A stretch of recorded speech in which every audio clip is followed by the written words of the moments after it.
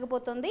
ED CBI కేసులో bail కోసం petition దాఖలు చేశారు కవిత బెయిల్ పిటిషన్లపై మధ్యాహ్నం 2 గంటలకు విచారణ జరగబోతోంది. ఢిల్లీ లిక్కర్ పాలసీ కేసులో మార్చి 15న కవిత అరెస్ట్ అయిన విషయం అయితే తెలిసిందే.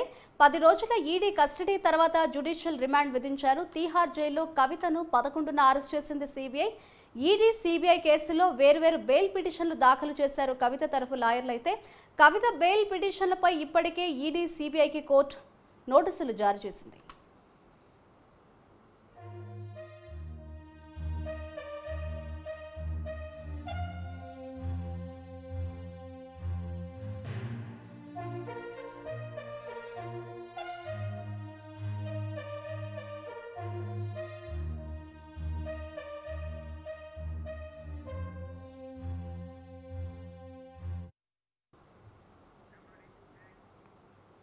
నంద్యాల నియోజకవర్గం